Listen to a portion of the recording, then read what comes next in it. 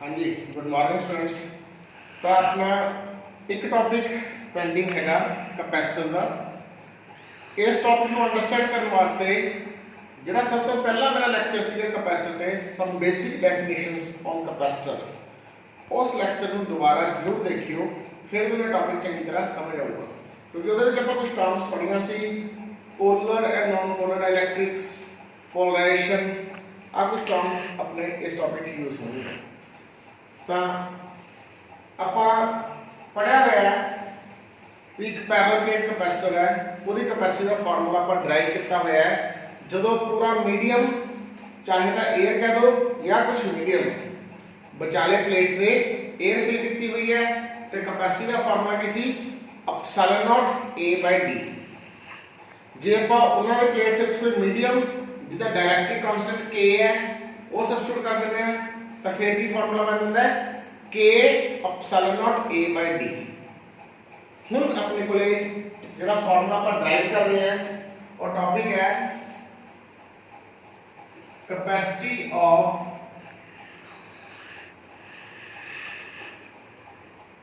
Parallel plate capacitor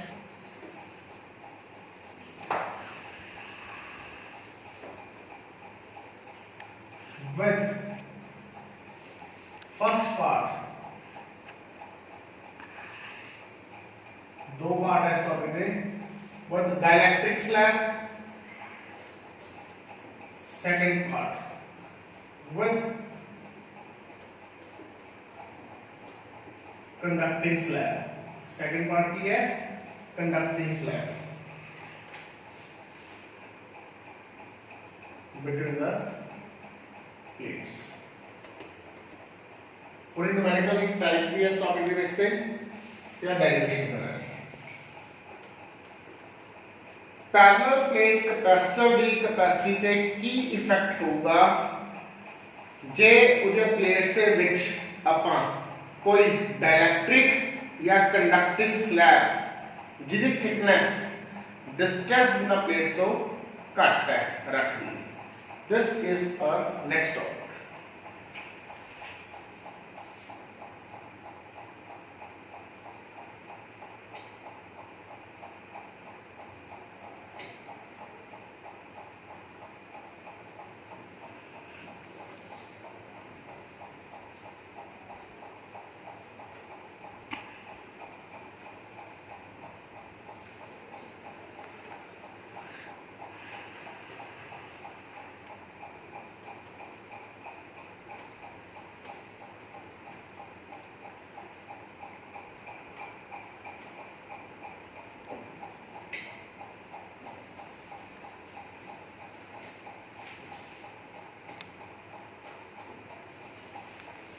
तो अपने को सब तो पहले आप क्या कह रहे हैं, आ हले कुछ भी नहीं है नीचे। This is a parallel plate capacitor.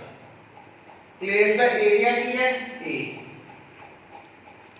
Plate से डिस्टेंस कितना है D.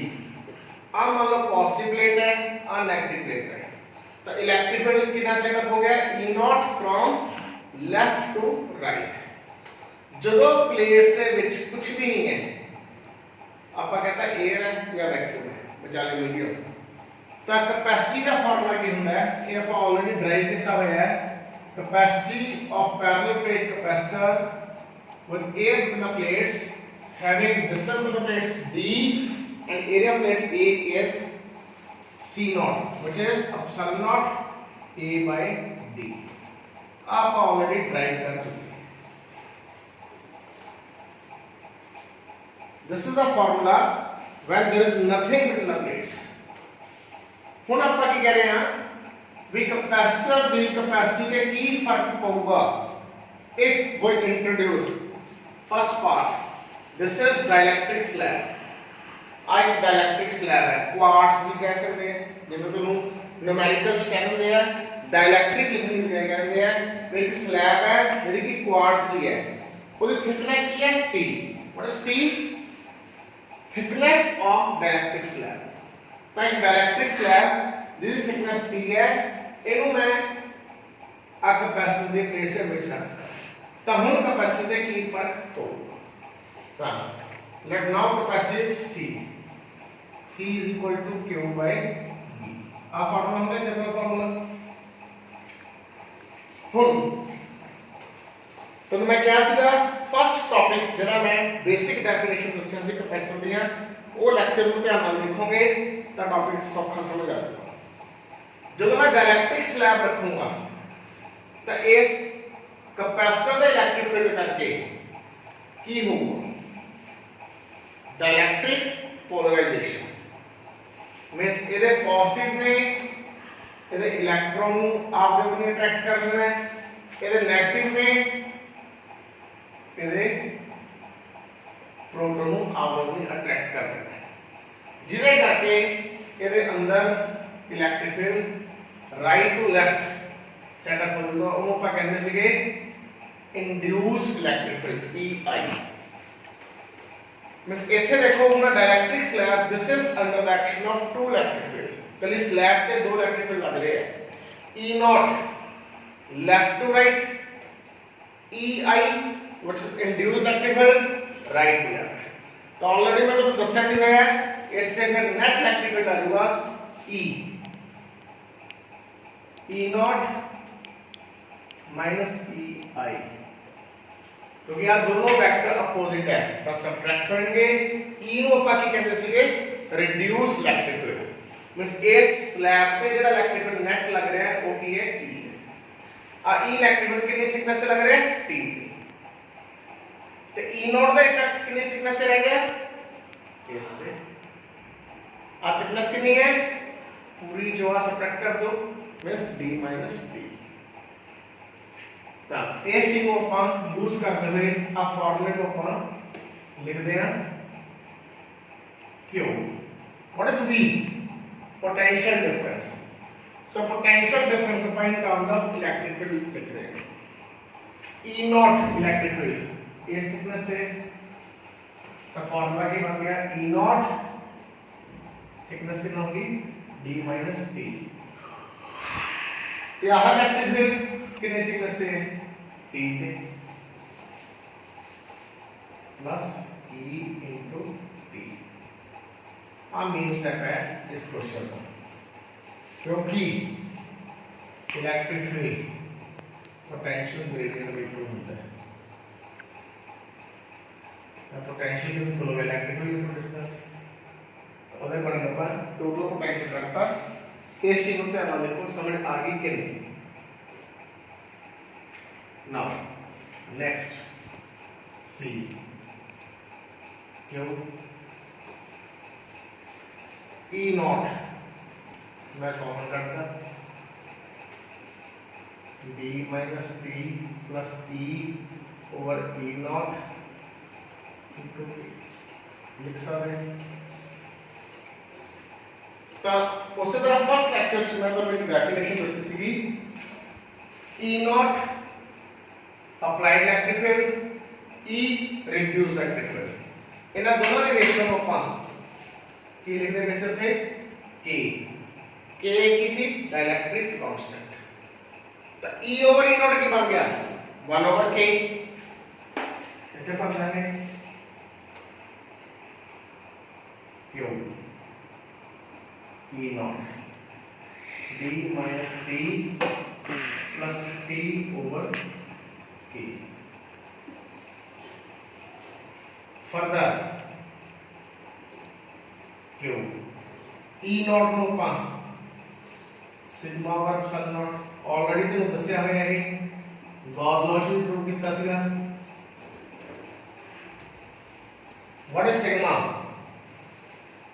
surface charge density, charge per unit area।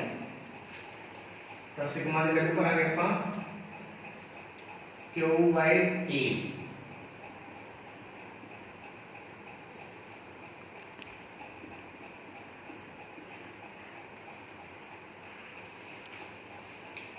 आगे बोलो Q कटेगा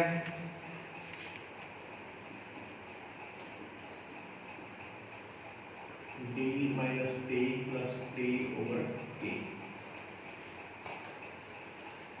further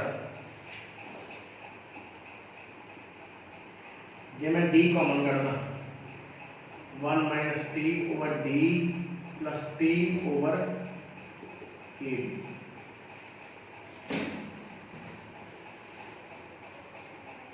किसी का फॉर्मूला हो गया सी नॉट सी का फॉर्मूला है capacity when there is dielectric slab overall की बन गया अपने लिए C naught 1 minus T over D plus T over A D. So this is the formula when we place a dielectric slab between the plates. ਹੁਣ देखो capacity ਜਿਹੜੀ C ਦੀ value ਹੈ C ਨॉट ਨਾਲੋਂ ਜ਼ਿਆਦਾ ਹੋਊਗੀ ਜਾਂ ਘੱਟ ਹੋਊਗੀ T D ਨਾਲੋਂ ਘੱਟ ਹੈ thickness and distance of the plates नालों घੱਟ है K हमेशा एक नालों ज्यादा होता है applied electric field reduce electric नालों ज्यादा होगा हमेशा K ਦੀ वैल्यू नालों ज्यादा है सो ਜਦੋਂ ਇਸ ਚੀਜ਼ ਨੂੰ ਆਪਾਂ ਇੱਥੇ ਸੋਚਾਂਗੇ ਤਾਂ ਨਾ ਡਿਨੋਮੀਨੇਟਰ ਹੈ ਇੱਕ ਤੋਂ ਘੱਟ ਹੋਊਗਾ means C ਦੀ वैल्यू क्या होगी C not know that means capacity of capacitor will increase when we place a dielectric slab of dielectric constant K between the plates. So this is first part of this topic. Second part पर direct ही कर देंगे through if that slab is conducting. तो live तो solve करने की जरूरत नहीं है इथों ही कर देंगे मींस आर में स्लैब है जे है कंडक्टर है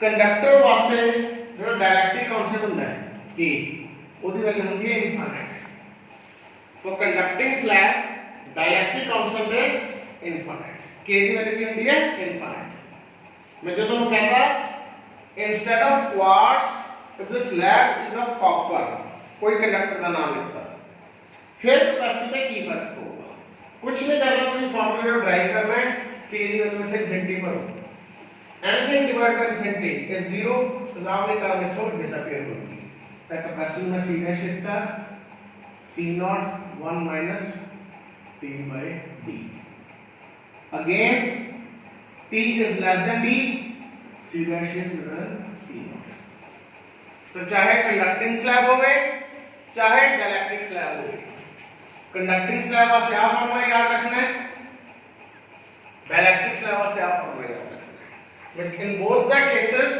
capacitor will increase J copper की स्लैब क्या होवे तो न्यूमेरिकल्स का फॉर्मूला लगाना है जे क्वार्ट्ज जिसे बोथ डाइलेक्ट्रिक लिखा हुआ है का फॉर्मूला लगाना है सो इनमें दे वैसे न्यूमेरिकल्स भी हैगे हैं और तुसी ट्राई करोगे That's it. This is the last topic of capacitor.